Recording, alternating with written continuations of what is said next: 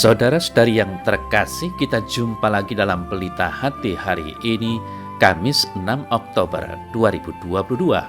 Hari biasa dalam Pekan Biasa yang ke-27. Bersama saya Romo Thomas Suratno SCY dari Paroki Cilandak, Jakarta Selatan, mendengar dan merenungkan Sabda Tuhan, yakni firman Tuhan yang tersurat dalam Injil Lukas bab atau pasal 11 ayat 5 sampai dengan ayat 13.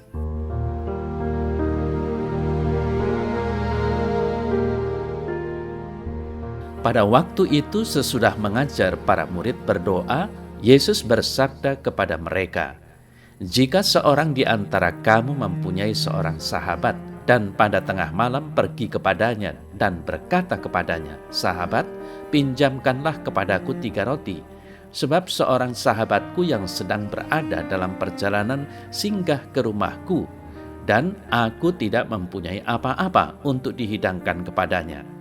Masakan ia yang di dalam rumah itu akan menjawab, 'Jangan mengganggu aku, pintu sudah tertutup dan aku serta anak-anakku sudah tidur. Aku tidak dapat bangun dan memberikannya kepadamu.'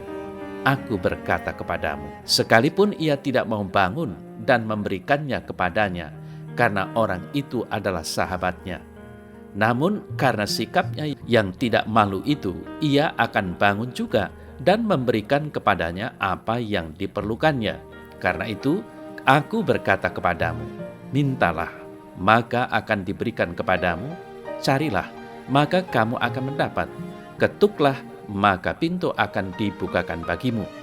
Karena setiap orang yang meminta menerima, dan setiap orang yang mencari mendapat, dan setiap orang yang mengetuk baginya pintu dibukakan. Bapa manakah di antara kamu, jika anaknya minta ikan, akan memberikan ular kepada anaknya itu sebagai ganti ikan? Atau, jika ia minta telur, akan memberikan kepadanya kalajengking? Jadi, jika kamu yang jahat tahu memberikan pemberian yang baik kepada anak-anakmu, apalagi Bapamu yang di sorga, ia akan memberikan Roh Kudus kepada mereka yang meminta kepadanya."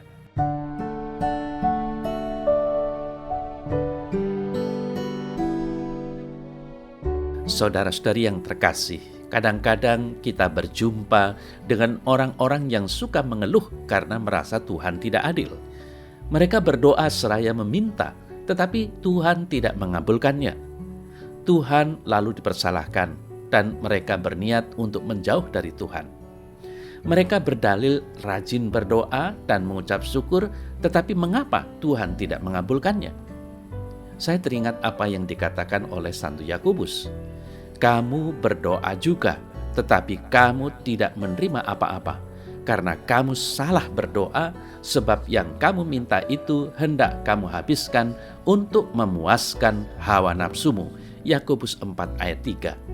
Orang-orang seperti ini pantas ditegur seperti yang dilakukan Paulus bagi jemaat di Galatia. Dalam Galatia 3 ayat 1-5, Paulus menegur jemaat Galatia dengan keras. Mereka seperti orang bodoh yang tidak mengerti semua pengajarannya. Mereka tidak serius dalam menghayati iman mereka. Hal yang penting di sini adalah iman kepada Yesus Kristus dan Roh Kudus yang membimbing hidup. Orang mengalami karunia Roh Kudus karena iman kepada Kristus, bukan kepada hukum Taurat.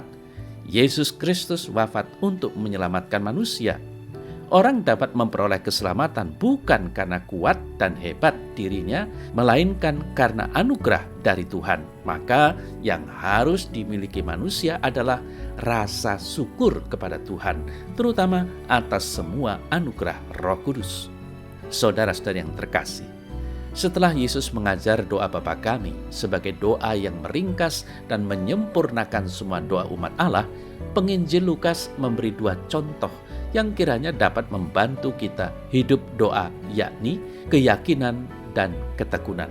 Contoh yang pertama tentang seorang yang pada tengah malam meminta 3 potong roti kepada sahabatnya yang sudah lelap. Karena ia tidak malu-malu meminta, maka sahabatnya itu akan bangun, mengambil roti dan memberinya. Contoh ini mendorong setiap kita untuk berdoa kepada Tuhan tanpa henti dan berdoa dengan tekun. Lalu contoh kedua dalam Warta Injil hari ini mencakup seruan-seruan yang berhubungan dengan hidup dalam keluarga. Contoh ini mau mengatakan tentang bagaimana sikap seorang murid untuk memohon dengan penuh keyakinan dan kesungguhan. Sama seperti seorang bapa yang baik dengan anak-anaknya, demikian juga Tuhan sebagai Bapa yang maha baik. Ia akan mendengar dan mengabulkan permintaan anak-anaknya. Nah, hal yang penting di sini adalah bagaimana Allah setia dan tetap menunjukkan kebaikan-kebaikannya kepada manusia. Sikap pendoa yang ditonjolkan di sini adalah ia mengetahui keterbatasan dirinya, maka hanya Tuhan yang dapat memberi ketenangan dengan anugerah Roh Kudus. Saudara-saudari yang terkasih, sabda Tuhan hari ini mengajak kita semua untuk bijaksana dalam membaca tanda-tanda zaman. Kadang-kadang orang tidak konsisten dalam menghayati imannya. Padahal iman kepada Yesus Kristus merupakan hal yang penting dalam hidup kita. Kita juga diajak untuk memperbaiki kehidupan doa. Kadang-kadang orang berdoa karena jadwalnya demikian. Berdoa tanpa kasih kepada Tuhan, terpaksa untuk berdoa. Tuhan melihat hati, bukan kemunafikan lahiriah. Mari kita bertekun dalam doa. Bangunlah kepercayaan kepada Tuhan dalam doa-doa kita.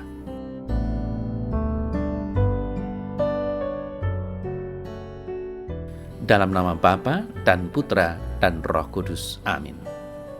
Ya Bapa Surgawi, aku berterima kasih penuh syukur kepadamu karena Engkau mengasihi diriku dan Engkau sungguh baik.